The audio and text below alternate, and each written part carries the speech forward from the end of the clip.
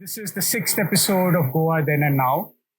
In the previous episodes, we discussed about how psytrance and music and everything is changing in the current times. And from 1960s till now, how Goa and its spirit has evolved.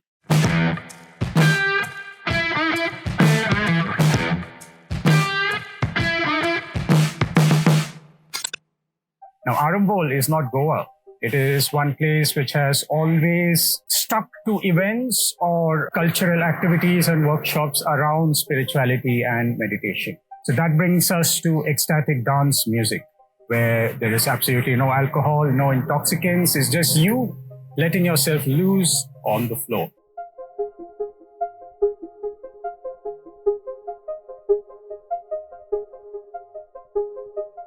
So when did you come to Goa?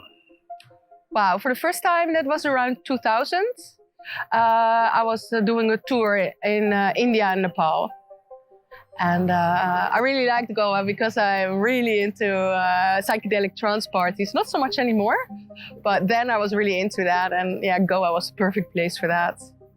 I came here in 2016 and it was already very much alive in this place called The Source, with DJs like Tiki Masala and Pascal de la Casa and JariGe and Marcy. And it was already very much alive. I think maybe around 2012 it started in Goa. Now the difference is the old Anjuna crowd is very similar to the current Arambol crowd. But now the Anjuna crowd is more like weekend tourists or week tourists, and they're here for 1 week and they're gonna have the time of their life. So they come here to Goa is a safe place to explore different ways of being. Oh, and I've had deep spiritual experiences on big party dance floors. Because you know what happens when you dance? Your mind shuts up.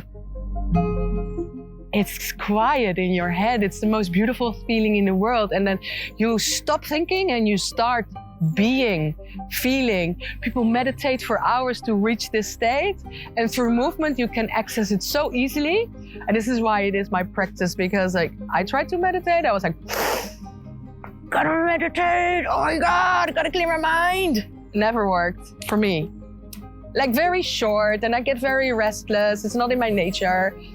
And with dancing, I stopped thinking about time, you know? I stopped thinking about, oh, what time is it? Should I go home? Do I want to do something else? I can completely lose myself in the dancing. And it's such a beautiful and easy practice for everyone.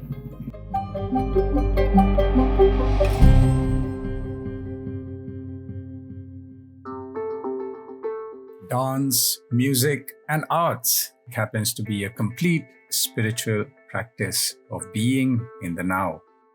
I started to get into these spiritual things really in the jungle back there in Peru. And there I just started to notice how sounds could really move your body or really heal your mind and everything. So I started to notice how music is going deeper and deeper and how it vibrates with your body. And we experienced crazy things there. So back then, I was just traveling the world, and then I was coming back and I was just noticing, something is missing here. And I started to really get into the music again because I was a DJ 10 years ago, 15 years ago, just doing hip hop and everything else. No ecstatic then.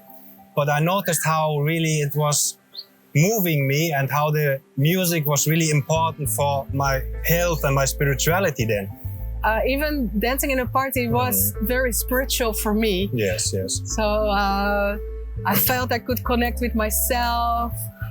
When it was an outdoor party, I felt I was connecting with the earth and nature around me.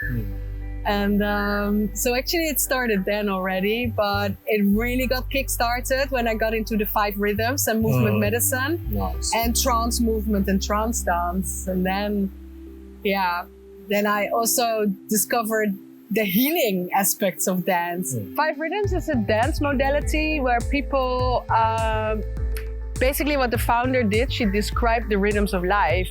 The first rhythm is flowing, the second rhythm staccato, third rhythm is chaos, and then you get lyrical, and then silence. And very much everything in life goes like this. And I also use this, by the way, in my DJing a lot. But 5 rhythms is my personal practice of dance. It helps me to ground myself, to learn, to evolve. And yeah, I also use this wisdom in my ecstatic dance.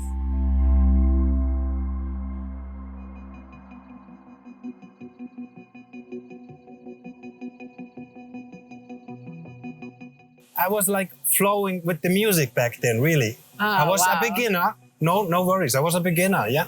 But I have like this correction to the music, to the elements also with the Peruvians, the huichol and the shipibos, the water, everything. Some songs just vibrate on a different way.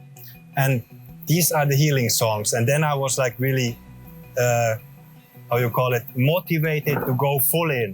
To just say, okay, ecstatic dance can be a healing tool. It can be anything you want it to be if you do it in the correct way. Yeah. Except that you play the journey.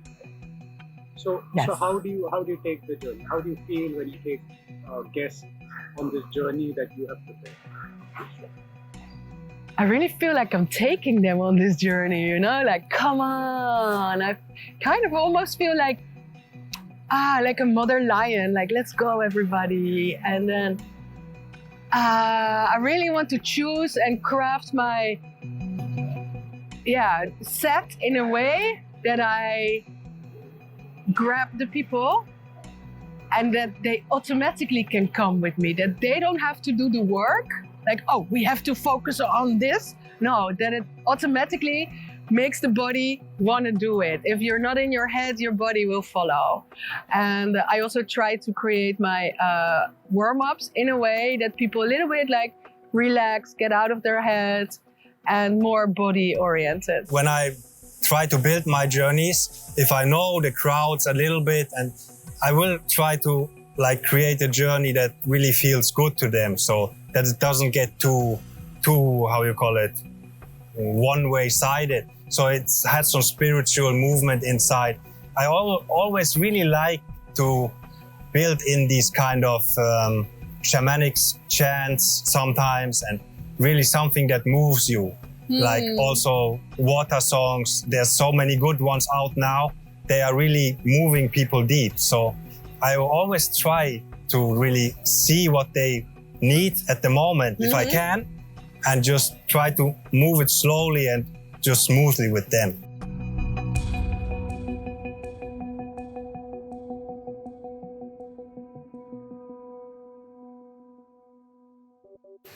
It's the only spiritual practice that I can think of right now, and in the past few years also.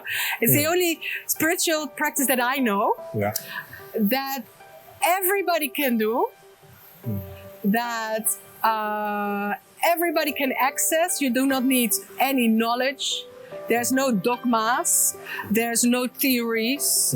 There's no rites of passage you have to do to be allowed to participate. There's no training. If you want to dance, it's available to you now. You put on the radio or your Spotify and you dance, and it's accessible for you now. And this is why I love it so much. It's like the one spiritual thing that is available to us, that is in our DNA. And it belongs to all humans, you know? It's from all of us. All the humans have been moving rhythmically since, you know, the early days. I felt many times with DJing and with the dancing and with the ecstatic dancing that it really holds this strong power if you ground yourself to the ground, if you dance in the right way, and really like express yourself, that it really helps also the psychological issues of people. So it's really a medicine, and that's a strong thing that I'm about to really explore, to try to move them into better states, freer states, and really try to really get more, consciousness into the whole society through dance. It's like a big passion to be ecstatic dance DJ and try to get the whole energy into the crowd just to get the experience as high as possible, really in the consciousness. It's because many people talk to me and they say like, oh, I don't know how to dance. Esta, can you teach me how to dance? I'm like, no, I dance like a Muppet myself. I cannot teach you how to dance, but I can teach you how to not care about not being able to dance.